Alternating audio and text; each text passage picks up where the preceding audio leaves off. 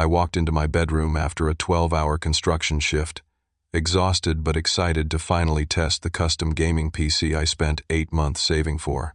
The corner where my dream machine sat gleaming just yesterday was now empty except for dust outlines and dangling cables. My heart stopped. $4,100 of pure technological perfection. Gone. My hands shook as I called out for my parents, voice cracking with disbelief. The silence that followed told me everything I feared was true. Someone had stolen my future. "Mom! Dad!" I shouted, racing down the hallway toward the living room. My work boots thundered against the hardwood floors as panic surged through my chest. Every muscle in my body ached from hauling concrete blocks all day, but adrenaline pushed away the exhaustion. I found them exactly where I expected, sprawled across the sectional sofa, watching some reality television show like nothing had happened. Mom had her feet up, a glass of wine in her hand, while Dad scrolled through his phone with the remote balanced on his stomach. "Where is it?" I demanded, standing in the doorway with my hard hat still clutched in my fist. "Where's my computer?" Patricia, my mother, glanced up with that familiar expression of mild annoyance she wore whenever I interrupted her evening routine. "Oh, Ford, you're home. How was work?" "Don't change the subject. My PC is gone. Someone broke into the house and took it." I stepped into the room, my voice rising with each word. "Did you call the police? When did this happen?"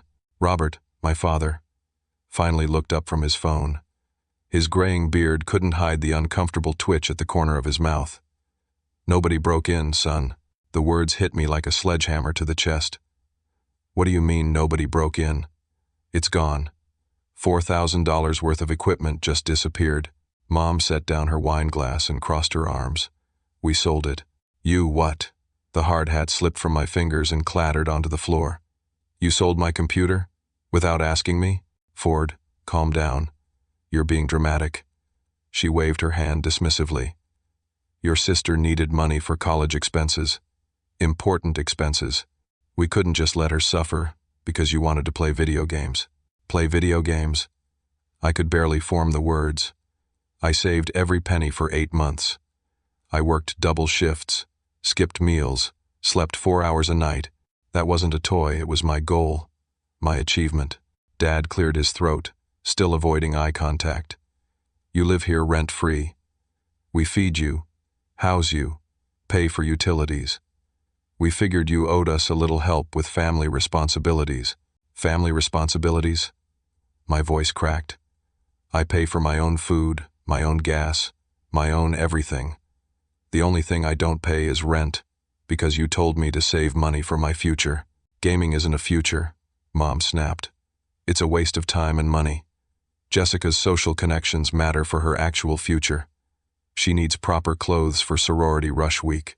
The front door burst open, and Jessica herself pranced in, carrying multiple shopping bags from expensive boutiques downtown. Her blonde hair was perfectly styled, her makeup flawless despite the August heat, and she wore a new sundress that probably cost more than I made in 2 days. "Hey everyone," she called cheerfully, dumping her bags in the entryway.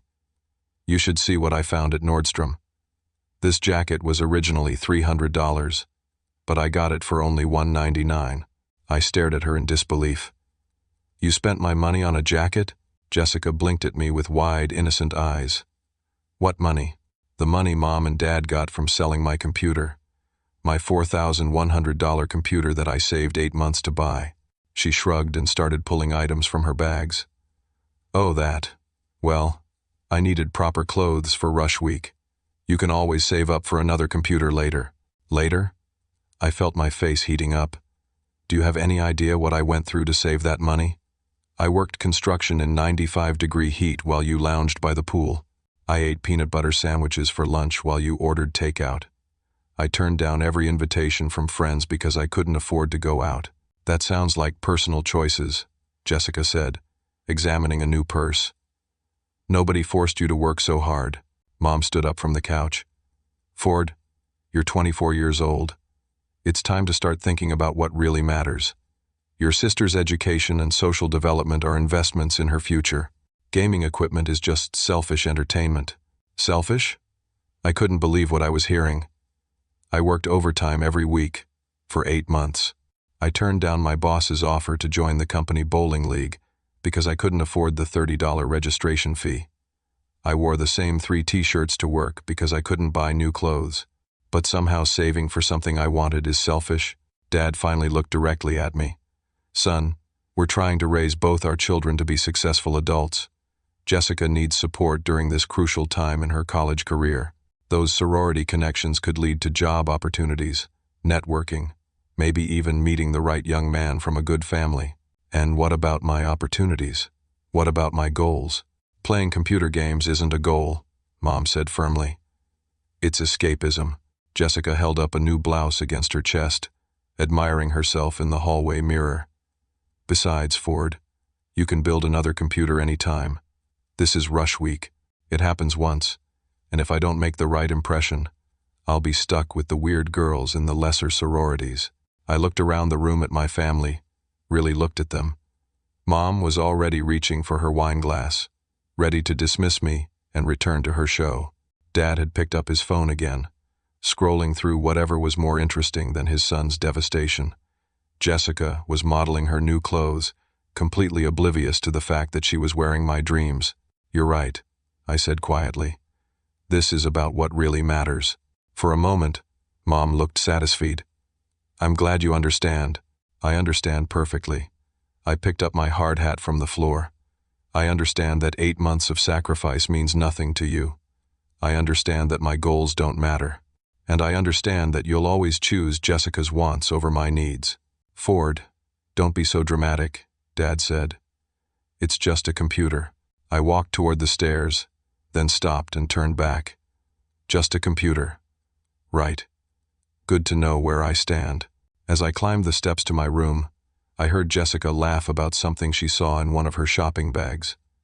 The sound echoed through the house, bouncing off the walls like a cruel reminder of everything I'd lost. In my bedroom, I sat on the edge of my bed and stared at the empty corner. The outlet where I'd planned to plug in my tower sat unused. The desk I'd cleared and cleaned waited for equipment that would never come. Even the surge protector I'd bought sat coiled in the corner like a snake ready to power dreams that no longer existed. 8 months. 243 days of discipline, sacrifice, and hope. Gone in an afternoon to fund a shopping spree. I pulled out my phone and opened my banking app. The account that should have been empty still showed $412 money I'd hidden away for peripheral equipment like a mechanical keyboard and a second monitor. At least they hadn't found everything. But as I sat there in the silence of my violated room, I realized this wasn't really about the money. It was about respect. It was about being heard. It was about mattering. And apparently, I didn't. The next morning, I woke up feeling hollow inside. But something drove me to investigate further. Call it intuition, call it paranoia, either way. I started looking through my room more carefully than I had the night before. That's when I noticed other things were missing. My collection of vintage Game Boy cartridges that had sat on my bookshelf gone. The $50 gift card to Best Buy that I'd gotten for my birthday 3 months ago nowhere to be found. Even my backup external hard drive had vanished from my desk drawer. I pulled out my phone and started taking pictures of the empty spaces, documenting what should have been there. As I moved around the room, memories started surfacing times I'd looked for something and couldn't find it, assuming I'd simply misplaced the item. My stomach churned as I realized this might not be the first time. I found Jessica in the kitchen, sipping an iced coffee that probably cost more than my lunch budget for 2 days. She was scrolling through Instagram, double-tapping photos of her sorority sister candidates. Jessica, I said, keeping my voice as calm as possible. I need to ask you something. She didn't look up. If it's about your computer, I already told you rush week only happens once. It's not about the computer. Well, not just about the computer. I sat down across from her at the breakfast bar. Have you seen my Game Boy collection? Your what? She finally glanced up, but her expression was too innocent, too practiced. My vintage Game Boy games. They were on my bookshelf. Original cartridges, some of them worth $60 or $70 each. Jessica's eyes flickered for just a moment, a tell I'd learned to recognize from years of living with her. I don't know anything about your weird gaming stuff. What about my Best Buy gift card? Ford, I don't keep track of your things. but something in her voice gave her away. I'd heard that tone before, during high school when she'd borrowed my car without asking, and then lied about it until Dad found the parking ticket in her purse. "Jessica, please. Just tell me the truth." She set down her coffee and looked directly at me. "Fine. Yes, I knew about some of it." My heart sank.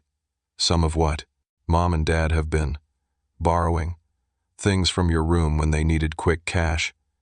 They didn't think you'd notice because you work so much." "Borrowing?" I could barely breathe. "For how long?" "I don't know exactly. Maybe 2 years? They always said they'd replace everything eventually." 2 years. I gripped the edge of the counter. "What else?" "Ford, I really don't think." "What else, Jessica?" She sighed dramatically, like I was inconveniencing her. "Your graduation money from high school. The $500 Grandpa Joe gave you. Some of your tools. Random stuff." My graduation money? That was 6 years ago. I'd wondered why my savings account had never grown as fast as I expected, but I'd assumed I was just bad at budgeting. And Grandpa's tools? The old ones from the garage. Dad said they were just collecting dust. I felt like I was falling through the floor. Grandpa Joe had left me those tools, specifically in his will vintage woodworking equipment that he'd used to build half the cabinets in this house. They were supposed to be mine, not just because of their value, but because they represented his belief in my potential. Where are they now? "Ford, I really don't. Where are my grandfather's tools?" "Dad sold them last year. To some collector guy who came by after seeing the Craigslist ad." I stood up so quickly that the bar stool nearly toppled over. "He sold Grandpa's tools on Craigslist? It was only like $1,500. And Mom needed money for that dental work she kept putting off. $1,500. For tools that were worth far more than money to me." I grabbed my phone and dialed a number I hadn't called in months. "Hello?" The voice was gravelly but warm. "Mr. Peterson, this is Ford Williams. Joe Williams, grandson." "Ford, how are you, son? Haven't heard from you in ages." Bill Peterson had been Grandpa's best friend and fellow craftsman for 40 years. If anyone would know about the tools, it would be him. "Mr. Peterson, I need to ask you something, and it might sound strange. Did my dad contact you last year about selling Grandpa's tools?" There was a long pause. "Well, yes, he did. Called me first to see if I wanted to buy them. I told him I'd pay fair market value if you were really sure you wanted to sell. Those were fine pieces, Ford. Your grandfather would have wanted you to keep them. I didn't know anything about it." Another pause, longer this time. "I see. Robert told me you needed the money for college expenses and couldn't store them properly in your apartment." "I live at home, Mr. Peterson. I've never moved out." "Oh." His voice changed, becoming harder. "Oh, I see what happened here." My hands were shaking as I held the phone. "Did he sell them to you?" "No, son. He said he found a collector willing to pay more than I offered. I tried to talk him into keeping them in the family, but he said it was your decision." After I hung up, I sat in the kitchen staring at my phone. Jessica had disappeared, probably to avoid more questions. The house felt different now, not like a home, but like a crime scene. I started making a list in my phone notes app, trying to remember everything that had gone missing over the years. Birthday money from relatives, tools from Grandpa, electronics, gift cards. Even some of my nicer clothes had vanished, things I'd assumed had been lost in the laundry. By the time I finished the list, I estimated they'd taken more than $8,000 worth of my possessions over the past 3 years. $8,000.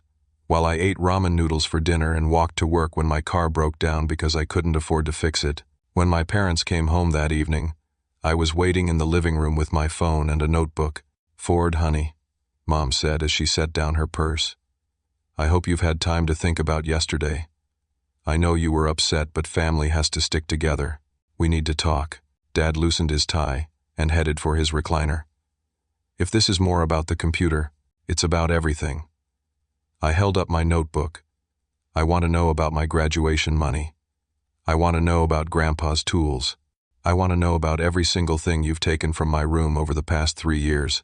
Mom's face went pale. Dad stopped moving toward his chair. "Ford," Mom said slowly, I think you're confused about some things. Am I confused about the $1,500 you got for selling Grandpa Joe's tools? Because Bill Peterson remembers that conversation very clearly. Dad's shoulders sagged. Son, we were going to tell you. When? After you'd sold everything I owned? It wasn't like that, Mom said, but her voice lacked conviction. We were borrowing. We always intended to pay you back. With what money? I stood up, notebook in hand.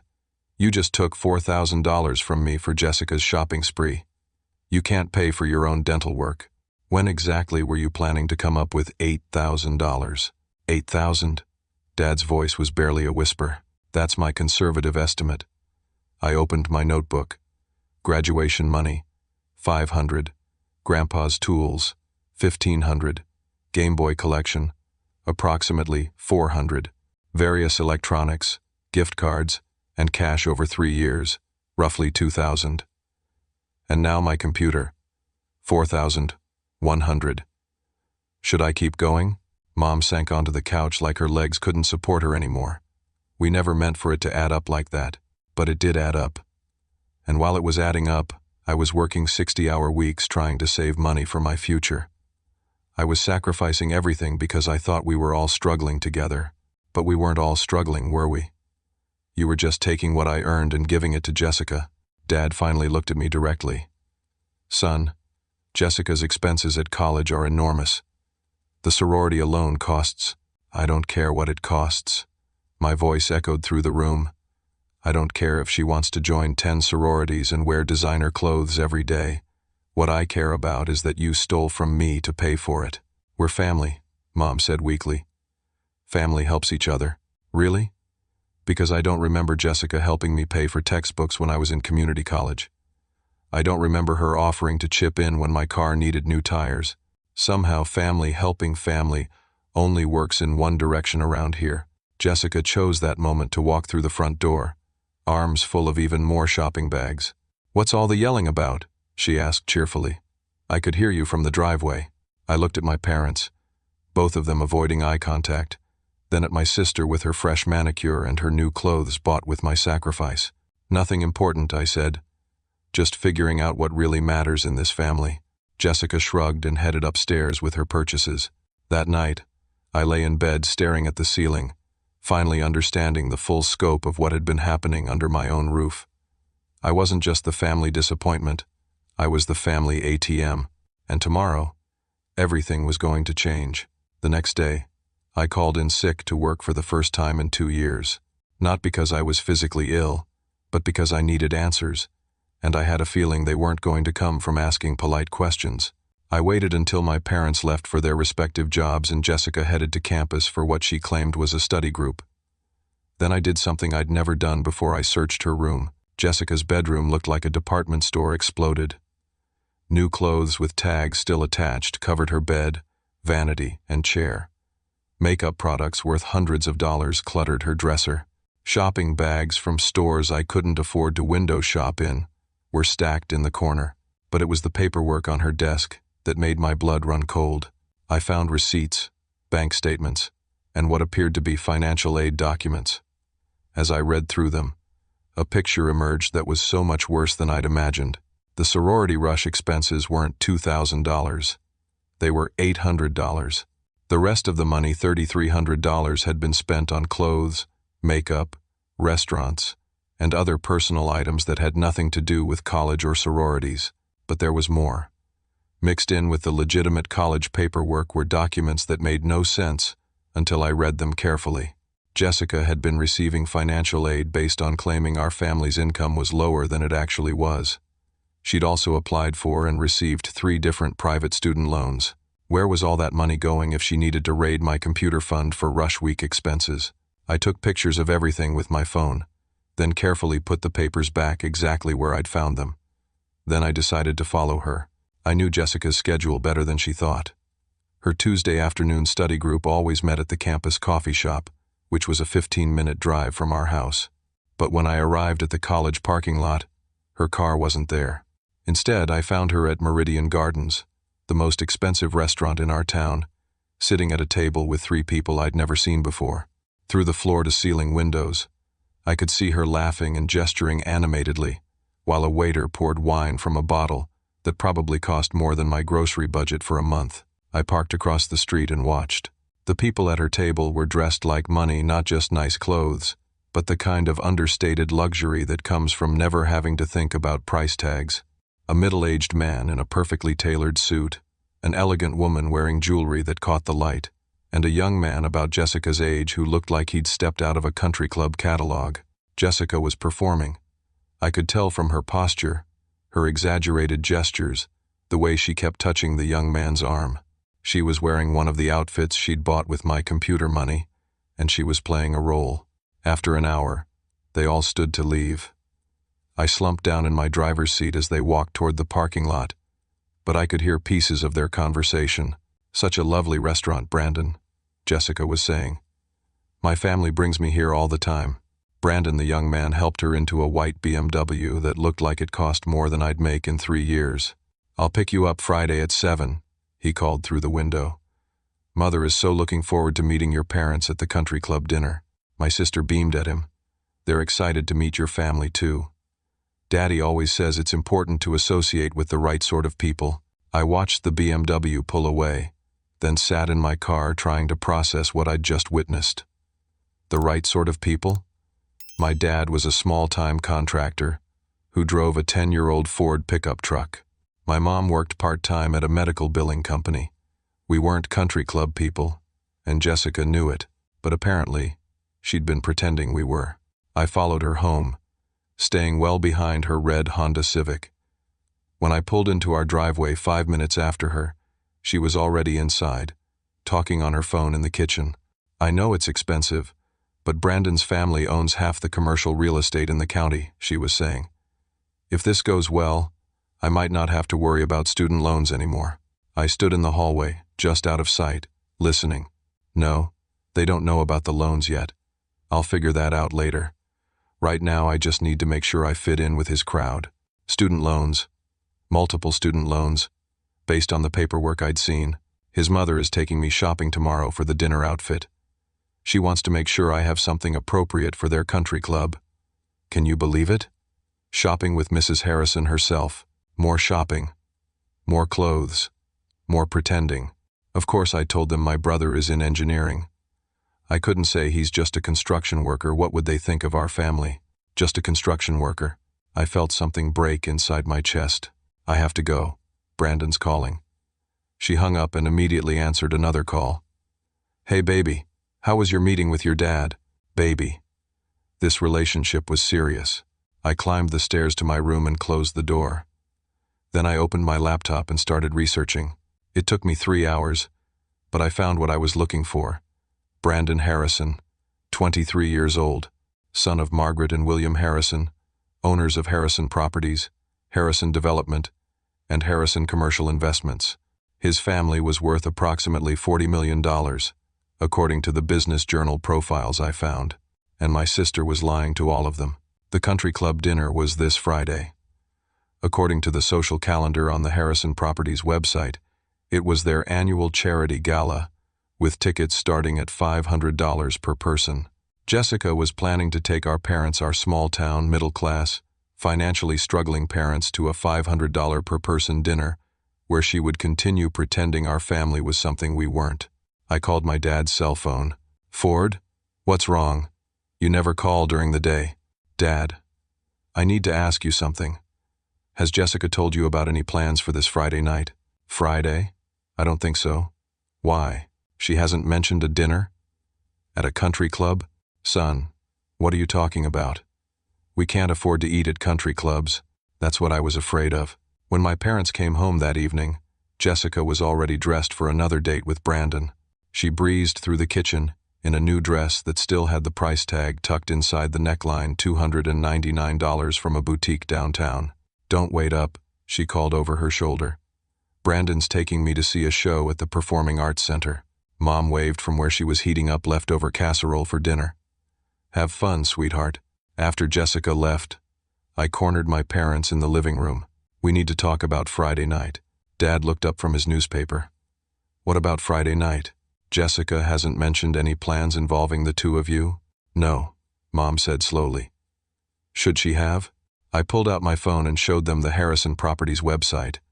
She's been dating Brandon Harrison, son of these people. She's told them you'll be attending their charity gala this Friday. Mom's eyes widened as she read.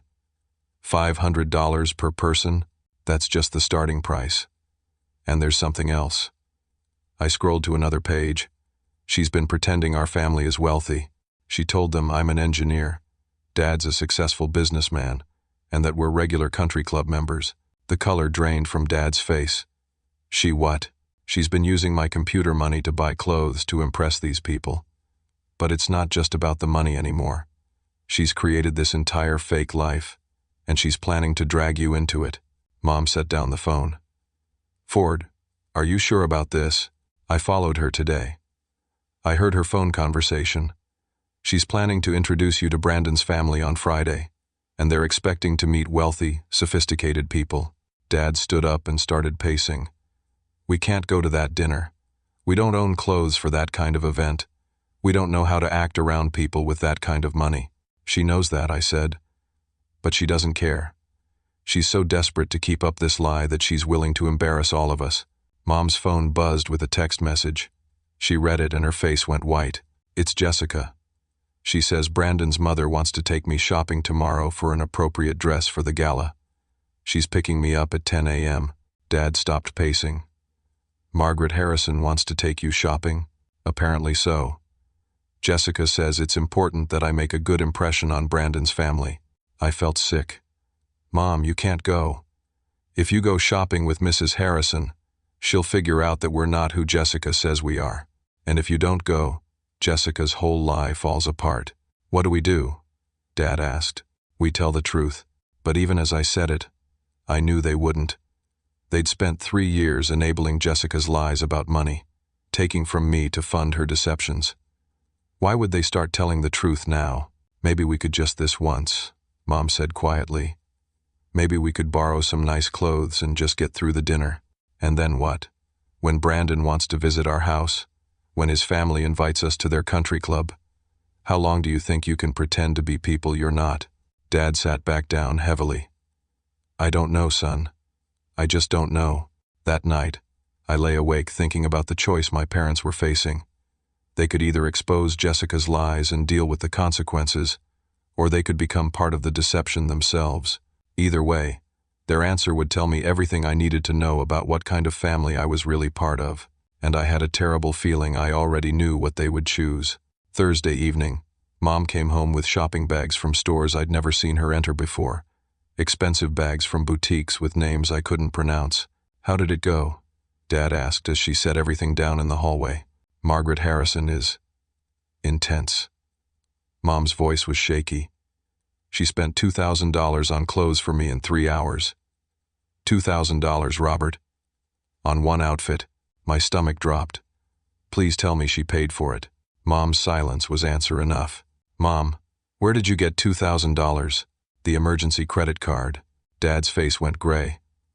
Patricia, we're already maxed out on. I know what we owe, Mom snapped. But what was I supposed to do? Tell Margaret Harrison that we can't afford to dress appropriately for her family's dinner? Jessica would be humiliated. Jessica should be humiliated, I said. She created this mess. She's our daughter, Ford. She's trying to build a good life for herself by lying to everyone about who we are. That night, I couldn't sleep. I kept thinking about the credit card debt, the lies, the way my family was spiraling into financial and emotional chaos to support Jessica's fantasy life. Around 2 a.m., I made a decision. I got dressed quietly and drove to my work site. Using my key card, I let myself into the construction trailer that served as our temporary office. I had work to do that couldn't wait for morning. You see, there was something my family didn't know about me, something I'd been keeping secret while they dismissed my computer interests as childish hobbies. For the past year, I'd been running a side business. It started small. A coworker asked me to help his son build a gaming computer for Christmas. Word spread. Soon I was building custom PCs for people throughout our county, charging for both parts and labor. Then I started offering tech support services, then gaming tutorials, then online coaching for competitive players. My gaming hobby was actually generating about $4,500 per month in additional income. I'd kept it secret partly because I wanted to surprise my family with my success, but mostly because I'd learned not to trust them with information about my finances. Every time they knew I had money, somehow Jessica ended up needing it more than I did. Now, sitting in the construction trailer with my laptop, I logged into my business accounts and looked at the numbers. $12,000 in my business checking account. Another $8,000 in savings. 23 active clients across 3 states. A waiting list for custom builds that stretched into December. While my family thought I was wasting my life playing video games, I'd built something real. I spent the rest of the night working on client projects and updating my business plan. By morning, I'd made another decision that was going to change everything. I was moving out. Friday morning, while my parents were at work and Jessica was at classes, I started packing. Not everything, I couldn't move it all at once without raising suspicions. Just enough clothes and personal items to get by for a few days. I'd already found an apartment online. A small 1-bedroom place across town for $900 per month. Nothing fancy, but it was mine, and that was all I needed. The landlord was meeting me at noon to sign the lease. By 3 p.m., I had my own apartment keys. I drove back to my parents' house to collect a few more things and found chaos. Dad's truck was in the driveway, which was odd, since he usually worked until 5 on Fridays.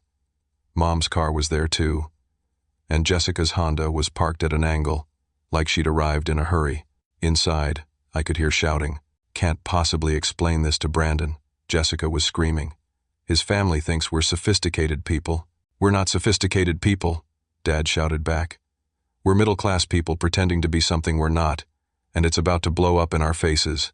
I walked into the kitchen to find my entire family in crisis mode. Mom was sitting at the table, with her head in her hands. Dad was pacing and gesturing angrily. Jessica was standing by the counter, still wearing her college clothes, but with tears running down her cheeks. "What happened?" I asked. All 3 of them turned to look at me, and I could see my answer in their faces. "The dinner's off," Mom said quietly. "Brandon's mother called this afternoon," Jessica said through her tears. "She wanted to discuss the country club membership application she submitted on our behalf." Miss stomach sank. "Country club membership? Apparently, when you're part of their social circle, you're expected to join their country club," Dad said. "Membership fees are $12,000 per year, plus the initiation fee," Mom added. $25,000 up front, $37,000. For 1 year of pretending to be people we weren't. "So what did you tell her?" I asked.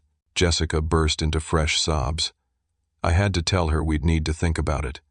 She got suspicious and started asking questions about Dad's business and our family background. "I think she knows we're not who I said we were." "Because we're not who you said we were," Dad said firmly. "Ford was right. This whole thing was insane from the beginning." "Easy for you to say." Jessica turned on him. "You don't understand what it's like to be around people with real money and opportunities. I was finally getting somewhere, finally building connections that could help my future, and now it's ruined." "It was built on lies," I said. "It was always going to fall apart. At least I was trying to better myself." She whirled to face me. "At least I wasn't wasting my life playing video games in my parents' basement." "Actually," I said, pulling my keys from my pocket, "I don't live in your parents' basement anymore." The room went silent. "What?" Mom looked at the keys in my hand. "I moved out today. Signed a lease, transferred utilities, everything. I'm done." "Done with what?" Dad asked. "Done with this family treating me like an ATM. Done with working my ass off so Jessica can play dress-up with rich people. Done with being told my goals don't matter while funding everyone else's dreams." Jessica's tears had stopped. Now she just looked angry. "You can't move out. We need your help with the credit card payments." "My help?" I laughed, but there was no humor in it. "You mean my money, again." "Ford," Mom said pleadingly, "we can work this out. We're family." "Really? Because I've been keeping track. You've taken more than $8,000 from me over the past 3 years. You've sold my possessions without permission. You've dismissed my goals as childish while using my money to fund Jessica's lies. If that's what family means, then maybe I don't want to be part of this family. You can't just leave, Dad said. What about our responsibilities? The house payments, the credit cards, Jessica's college expenses. What about them? I didn't run up the credit cards. I didn't choose Jessica's expensive college. I didn't agree to any of those responsibilities. But we raised you, Mom said. We fed you and housed you and I paid you back by working 60-hour weeks and giving you every penny I could spare. But it was never enough, was it? There was always something else Jessica needed. I headed toward the stairs to get more of my belongings. Ford, wait. Jessica called after me. What am I supposed to tell Brandon? I stopped on the bottom step and turned around. Tell him the truth. Tell him your family is middle class and your brother builds computers for a living. Tell him you've been lying about who you are since the day you met him. Tell him you sold your brother's dream to buy clothes to impress his family. I can't tell him that. Then don't tell him anything. But don't expect me to fund your lies anymore. As I packed more of my belongings, I could hear them arguing downstairs. Voices raised, accusations flying, blame being shifted back and forth like a hot potato nobody wanted to hold. But for the first time in years, their chaos wasn't my problem. I had my own apartment, my own business, and my own future to think about. And that future didn't include being my family's financial safety net while they chased impossible dreams built on lies. By evening, I was settled into my new place, setting up the home office where I could finally work on my business without hiding it. I had 3 client meetings scheduled for the weekend and a custom build to finish before Monday. My phone rang constantly, calls from my parents, texts from Jessica, voicemails full of guilt trips and demands that I come home and fix things. I didn't answer any of them. Instead, I ordered pizza from a place I'd never been able to afford before, set up my streaming equipment in the living room, and spent the evening doing what I loved most, building something that was mine. For the first time in years, I felt free. The next 2 weeks were like watching dominoes fall from a safe distance. My business exploded. Without the constant stress of family drama, I was able to focus completely on growing my client base. I landed a contract with a local marketing firm to build their entire tech infrastructure. The job was worth $12,000 and came with a 6-month maintenance agreement. More importantly, the marketing firm's CEO was impressed enough with my work to recommend me to other business owners in his network. By the end of my 2nd week in the apartment, I had more work than I could handle alone. I was featured in the local newspaper's business section as a young entrepreneur to watch. The article mentioned my innovative approach to gaming computer builds and my competitive pricing for small business tech support. That article changed everything. You see, my parents had been telling people in our social circle that I was just a construction worker who wasted his free time on video games. But now their neighbors, friends, and co-workers were reading about my success in the newspaper. Mrs. Patterson from next door called my mom to congratulate her on my business feature. Dad's boss asked him why he'd never mentioned his son was a tech entrepreneur. Mom's co-workers wanted to know if I could help with their home computer problems. My parents went from being embarrassed by my gaming hobby to being unable to explain why they'd never supported my obvious business acumen. But that was nothing compared to what happened to Jessica. Brandon's mother, it turned out, was not easily fooled. After Jessica's suspicious behavior during the country club conversation, Mrs. Fiersand, Harrison hired a private investigator to look into our family background. The investigation took exactly 3 days. Brandon confronted Jessica at the college coffee shop on a Tuesday afternoon. I know because one of my gaming clients happened to be there and recognized Jessica from old family photos I'd shown him. According to Jake, my client, the conversation was brief and loud enough for half the coffee shop to hear. You told my family your father owns a construction company, Brandon said, standing over Jessica's table while she tried to shrink into invisibility. He works for someone else. You told them your brother is an engineer. He builds computers as a hobby. You told them your family belongs to a country club. Your mother works part-time filing insurance claims. Jessica tried to explain, but Brandon wasn't finished. My mother spent $2,000 taking your mother shopping for an event you knew we couldn't afford to attend. She submitted a country club membership application with false financial information. Do you have any idea how embarrassing this is for my family? The entire coffee shop was staring by this point. But Brandon, Jessica said desperately, I can explain. There's nothing to explain. We're done. Don't call me, don't text me, and don't come anywhere near my family again. He walked out, leaving Jessica crying into her latte while 20 college students pretended not to stare at her. Word spread quickly through Jessica's social circles. Her sorority sisters, who had been impressed by her wealthy boyfriend, suddenly discovered that everything she'd told them about her family was fabricated. The rush week expenses they'd helped her justify turned out to be mostly shopping for dates with a man who no longer wanted anything to do with her. But the worst part was the money. Jessica had taken out 3 separate private student loans, totaling $42,000. She'd used her fake family wealth as collateral, claiming her parents could co-sign and guarantee repayment. When the truth came out, the loan companies wanted their money immediately. Meanwhile, my parents' financial situation was deteriorating rapidly. Without my contribution to household expenses, they were struggling to make basic bill payments. Dad's small contracting business was floundering because, as it turned out, I'd been providing all of their tech support for free.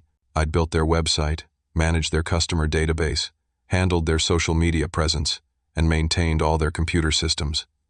When I moved out, everything started falling apart. Their website crashed and stayed down for 6 days because Dad didn't know how to contact the hosting company. They lost 3 major clients when their customer management system failed and they couldn't retrieve contact information or project histories. Dad tried to hire professional IT support, but the quotes he received were far beyond what his struggling business could afford. Quality tech support cost exactly what I'd been providing for free, more than he made in profit most months. Mom's credit card debt from the country club shopping spree was compounding daily. The minimum monthly payment was $437. Money they didn't have since my household contributions had disappeared. 2 weeks after I moved out, they received a foreclosure notice on the house. I found out from my Aunt Linda, Dad's sister, who called me on a Friday evening. "Ford, honey, your parents are in real trouble. Your father's too proud to ask, but I think you should know what's happening." She told me about the foreclosure, the business problems, Jessica's loan situation, and the mounting pile of unpaid bills on my parents' kitchen table. "I'm not saying it's your responsibility to fix," Aunt Linda said carefully. "But they're family, and they're struggling. They're struggling because they spent years treating me like a piggy bank instead of a person," I told her. "They chose Jessica's wants over my needs every single time. They sold my belongings without permission and dismissed my goals as worthless. If they're struggling now, maybe it's time for them to figure out how to take care of themselves. I understand your hurt, sweetheart. But watching your family lose everything won't make you feel better." Maybe she was right, but I wasn't ready to find out yet. That weekend I focused on my business. I had 6 builds to complete, 2 consultation meetings for potential corporate clients, and a streaming session scheduled with my online community. My apartment was starting to feel like home. I'd invested in proper furniture, set up a dedicated workspace, and created the tech setup I'd been dreaming about for years. Every evening I worked on projects that excited me, surrounded by equipment I'd earned through my own efforts. But on Sunday night, as I was editing a tutorial video for my YouTube channel, I heard shouting from the apartment parking lot. I looked out my window and saw Jessica standing next to her Honda, yelling into her phone. "Don't care if the payment is late. I don't have the money right now." She was parked directly under my window, probably not realizing I lived in this building. "No, I can't ask my parents for help. They're about to lose their house." I watched her pace back and forth, her voice carrying clearly through the night air. "I know I signed the papers, I know what I agreed to. But the situation has changed." She was crying now, wiping her nose on her sleeve like a child. "Fine. Send it to collections. See if I care." She hung up and slumped against her car, sobbing. I stood at my window for a long moment, watching my sister fall apart in my parking lot. Part of me felt satisfied this was the consequence of years of lies and entitlement. But part of me felt something else. Not guilt exactly, but a recognition that this was still my family, even if they'd never treated me like family. I was still deciding what to do when Jessica looked up and saw me in the window. Our eyes met for a moment across the distance between my new life and her collapsing world. She didn't wave. She didn't call up to me. She just got in her car and drove away. But something about that moment, the way she'd looked small and lost and completely alone, stayed with me for the rest of the night. My phone rang at 11 p.m. It was Mom. "Ford? I know you don't want to talk to us, but we need help." I didn't hang up, but I didn't say anything either. "The house payment is 3 weeks overdue. Your father's business is failing without the computer systems. Jessica owes more money than she can possibly repay. We're losing everything. And we were wrong. About everything. About you, about your work, about what really matters. We were so focused on Jessica's social climbing that we forgot to appreciate the son who was actually succeeding." I sat in the silence for a moment, looking around my apartment at everything I'd built for myself. "I'm not coming home," I said finally. "I know. I'm not asking you to. I'm asking if there's any way we can fix this. Any way we can make things right between us." "I don't know, Mom. I really don't know." After I hung up, I sat in my home office chair, staring at the photo on my desk, a picture of me receiving my community college diploma, with my whole family smiling around me. It was taken 3 years ago, before I knew about the stolen money, before Jessica's lies spiraled out of control, before everything fell apart. We looked happy in that photo, like a real family. But maybe we'd never been a real family at all. Maybe we'd just been people living in the same house, pretending to care about each other while actually caring only about ourselves. The question was, could we ever be more than that? And did I even want to find out? The answer came sooner than I expected. On Tuesday morning, I woke up to 17 missed calls from various family members. My phone had been on silent overnight, so I'd slept through what was apparently a family crisis. The most recent voicemail was from Aunt Linda, and her voice was shaking. "Ford, honey, you need to call me back immediately. Your father collapsed at work yesterday. He's in the hospital. The doctors think it's stress-related, but they're running more tests. Your mother is falling apart. Jessica is useless, and I think you need to know what's really happening." I called her back while getting dressed. "How bad is it?" "Physically, he'll probably be okay. But Ford, the stress is killing him. The business is failing. They're 3 weeks away from losing the house. And now there are legal problems with Jessica's student loans." "Legal problems?" "The loan companies are claiming fraud. Apparently, Jessica falsified income information and forged some documents. If they press charges, she could face criminal prosecution." I sat down hard on my bed. "Criminal prosecution? Your parents are trying to refinance the house to pay off her debts, but no bank will approve them. Their debt-to-income ratio is impossible, especially with your father's business declining. They need $47,000 by the end of the month, or everything falls apart." $47,000. I had about $30,000 in business accounts, but lending it to them would wipe out everything I'd worked to build. "Aunt Linda, I can't. I'm not asking you to give them money, sweetheart. I'm asking you to think about what you want your relationship with your family to look like 5 years from now." I visited Dad in the hospital that afternoon. He looked older than I remembered, grayer and more fragile. Mom was sitting beside his bed, holding his hand and staring at the floor. "Ford," Dad said when he saw me. His voice was weak, but genuine. "I wasn't sure you'd come. How are you feeling?" Like an old fool who destroyed his family chasing dreams that weren't even his. I pulled a chair closer to the bed. "What do you mean?" "I mean, Jessica's problems aren't really Jessica's problems. They're mine. I spent so many years wanting to give her everything I never had that I forgot to teach her how to work for anything herself." Mom finally looked up. "We both did. We wanted her to have opportunities and connections and an easier life than we had. But we taught her that lying and spending other people's money was the way to get those things. And we taught you," Dad continued, "that your hard work and sacrifices didn't matter as much as your sister's wants. We took from you to give to her until you had nothing left to give." I sat in the silence for a moment, looking at my parents' faces. They looked genuinely remorseful, but I'd learned not to trust appearances when it came to my family. "What do you want from me?" I asked. "Nothing," Mom said immediately. "We want to give you something." She pulled a folder from her purse. "We've been working with a lawyer to sort through this mess. We're selling the house." I blinked. "You're what?"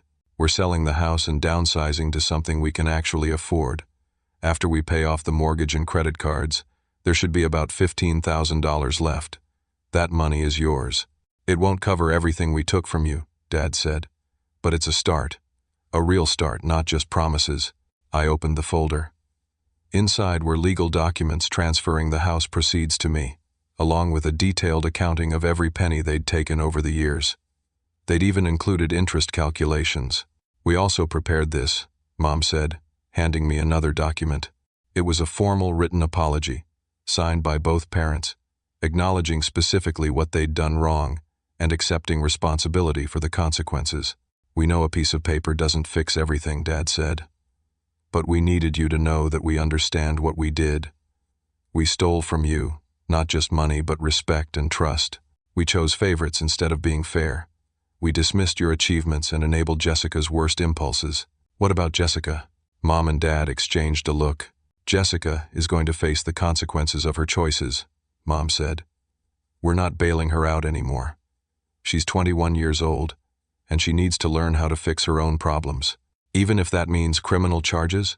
Even if that means criminal charges, Dad said firmly. She created this mess by lying and forging documents. We can't protect her from the legal system, and trying to protect her from smaller consequences is what got us all into this situation. I studied their faces, looking for signs of manipulation or false promises. But what I saw was exhaustion and genuine regret. There's something else, I said. Your business problems.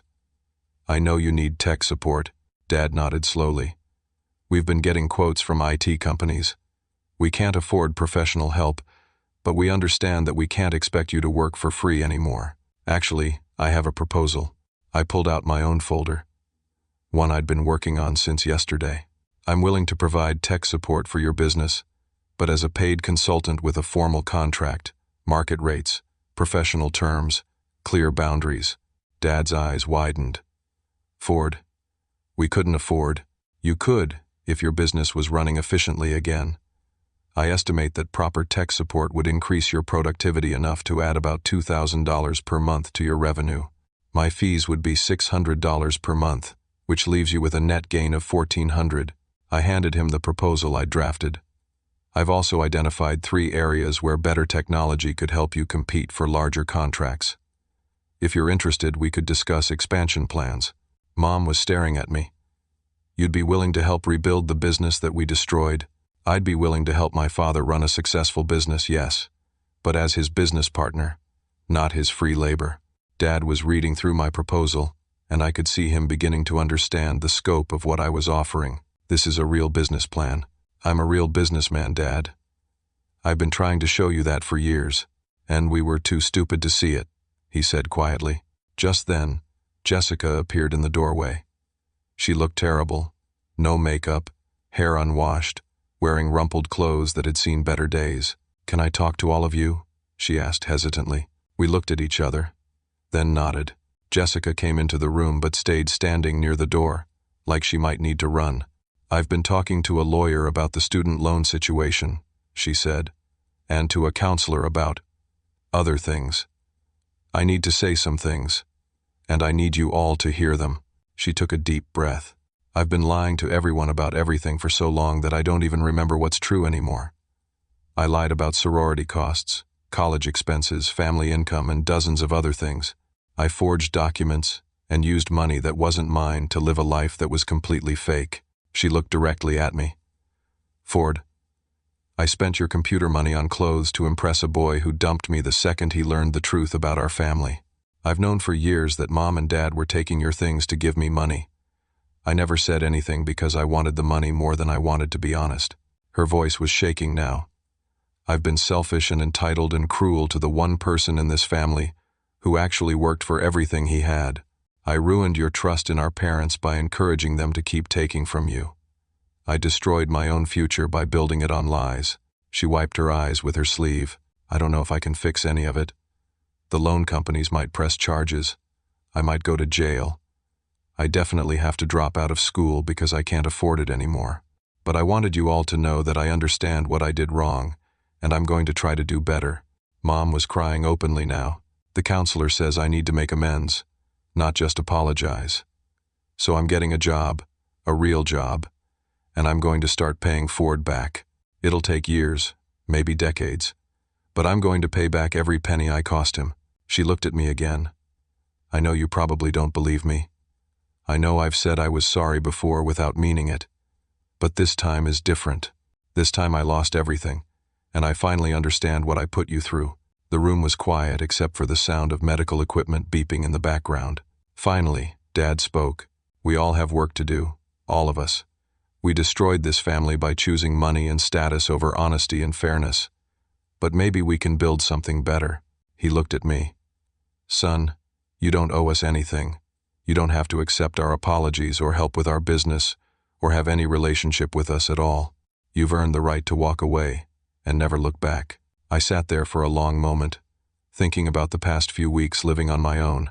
The freedom, the peace, the satisfaction of building something that was entirely mine. But I also thought about the photo on my desk, the one where we all looked happy together. Maybe we'd never really been that happy family. But maybe we could become one. "I'm not moving back home," I said finally. "I like my apartment, and I like my independence." Everyone nodded.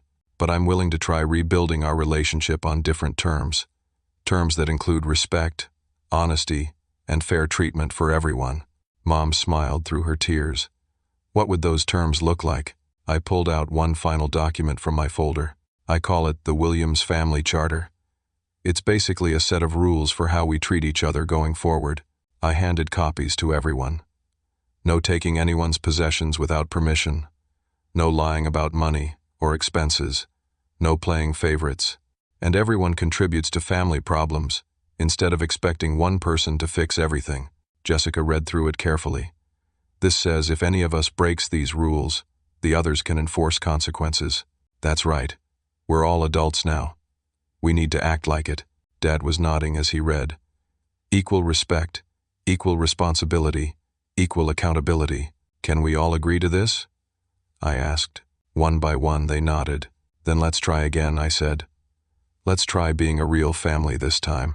6 months later, I was in my apartment office, finishing up a consultation call with a potential corporate client, when my phone buzzed with a group text from Mom. "Family dinner this Sunday? I'm making pot roast, and your father wants to show everyone the new project management system Ford installed." Jessica responded first. "Can't afford to eat out, but I can bring dessert if we're eating at home." Dad chimed in. "It's at home, sweetheart. And the system is amazing. We landed 2 new contracts this week because of the professional proposals it helps us generate." I smiled and typed back. "I'll be there. Need to discuss the expansion plans for the spring anyway." It was hard to believe how much had changed. True to her word, Jessica had gotten a job. 2 jobs, actually. She worked part-time at a retail store and part-time as a administrative assistant at a local law firm. She'd moved into a small studio apartment she could barely afford and was paying me back $50 every 2 weeks. At that rate, it would take her 8 years to repay everything, but she'd never missed a payment. More importantly, she'd never asked anyone else to help her with her bills or loan payments. The criminal charges had been dropped when she agreed to a payment plan and community service, but the financial consequences were hers to handle. Mom and Dad had sold the house and moved into a modest duplex in a middle-class neighborhood. The downsizing had been difficult emotionally, but financially liberating. Without the crushing mortgage payments, they were able to focus on rebuilding Dad's business, and the business was thriving. With proper tech infrastructure, professional invoicing systems, and automated customer management, Dad's contracting company was more competitive than it had ever been. He'd been able to hire 2 additional workers and was bidding on commercial projects for the first time in years. My relationship with my parents had evolved into something I'd never experienced before: genuine partnership. Instead of being their ATM or their disappointment, I was their business consultant and their son. They valued my expertise, respected my boundaries, and never again treated my time or resources as free for the taking. My own business had grown beyond anything I'd imagined. The success with Dad's company had led to referrals from other small business owners. I'd hired 2 part-time employees and was considering renting office space outside my apartment. More importantly, I'd started dating Sarah, a graphic designer I'd met through a mutual client. She appreciated my work ethic and understood my journey because she'd built her own freelance career from nothing. We were planning to move in together next month, not because we needed to save money, but because we wanted to build a life together. On Sunday, I drove to my parents' duplex for dinner. It was a far cry from the massive house where I'd grown up, but it felt more like home than that place ever had. "Ford," Dad called from the kitchen as I walked in. "Come look at this project timeline the new software generated. It's going to save us hours on the Henderson renovation bid." I found him hunched over his laptop, genuinely excited about spreadsheets and scheduling algorithms. Mom was setting the table while Jessica arranged store-bought cookies on a nice plate, her contribution to dessert within her budget. "How's the marketing firm contract going?" Mom asked as we sat down to eat. "Great. They're so happy with the network upgrade that they're referring me to 3 other companies in their building." "And Sarah?" Jessica asked with a grin. "When do we get to meet this mystery girlfriend?" "Actually, I wanted to talk to you all about that." I set down my fork. "Sarah and I are planning to move in together, and we'd like to have everyone over for dinner once we're settled." Mom's face lit up. "That's wonderful. I'm so happy you found someone who appreciates you." "She does," I said, "and you'll like her. She's kind, hardworking, and she doesn't believe in taking shortcuts or living beyond her means." Dad chuckled. "Sounds like someone else I know." As we ate, we talked about business plans, Jessica's progress in her night school accounting classes, and Mom's new hobby of refinishing thrift store furniture to sell online. It was the kind of conversation I'd always imagined. Families were supposed to have everyone supporting each other's goals instead of competing for resources. After dinner, Jessica helped with the dishes while Dad showed me his latest project proposals. "I never thanked you properly," Jessica said quietly as we worked, "for giving us all a second chance." "You thank me every time you make a payment," I replied. "And every time you solve your own problems instead of expecting someone else to fix them." "It's harder than I thought it would be," she admitted. "Living within my means, working for everything I want. But it feels better too. More real, more honest." "Yeah, more honest." She handed me a dish to dry. "I keep thinking about that dinner with Brandon's family. How terrified I was that they'd discover the truth about us. Now I realize the truth was nothing to be ashamed of. We're working people doing our best. That's something to be proud of, not something to hide." Later, as I was getting ready to leave, Dad walked me to my car. "Son, I need to tell you something. This business turnaround, this family healing, none of it would have happened if you hadn't been strong enough to walk away when you did." I considered that. Maybe. Or maybe it would have happened differently. "No," he said firmly. "You walking away was the shock we needed to realize what we were doing. We'd gotten so comfortable taking from you that we forgot you were a person with your own dreams and feelings. Losing you made us understand what we'd been destroying." "I'm glad it worked out," I said. "But I want you to know I didn't leave to teach you a lesson. I left because I couldn't live that way anymore." "I know. That's what made it real. You weren't trying to manipulate us into changing. You were just saving yourself." We stood in the driveway for a moment, looking at the modest duplex that had become our family's fresh start. "Are you happy, Ford?" Dad asked. "Really happy?" I thought about my apartment, my thriving business, my relationship with Sarah, and this new dynamic with my family built on respect instead of obligation. "Yeah, Dad, I really am." Driving home that night, I reflected on the journey that had brought me here. Losing my dream computer had felt like the end of the world 6 months ago, but it had actually been the beginning of something much better, the beginning of my real life. I'd learned that sometimes you have to lose everything to discover what you're really capable of building. I'd learned that family love without respect isn't love at all, and I'd learned that walking away from people who don't value you isn't giving up. It's giving yourself the chance to find people who do. My computer was long gone, sold to fund someone else's lies. But in its place, I'd built something much more valuable. A business I was proud of, relationships based on mutual respect, and the knowledge that I was strong enough to choose my own path. As I pulled into my apartment complex, I saw Sarah's car already in the parking lot. She was probably upstairs setting up the new desk we'd bought for our shared office space. I climbed the stairs 2 at a time, eager to get home to the life I'd built for myself, the life I'd almost let others steal from me. The most important lesson I'd learned was this: real family doesn't take from you to give to someone else. Real family celebrates your success, respects your boundaries, and supports your dreams. And if the people you're related to can't do that, you have every right to find people who can. Sometimes the greatest act of love is teaching people that they can't treat you badly and keep you at the same time. Sometimes walking away is the only thing that saves everyone involved.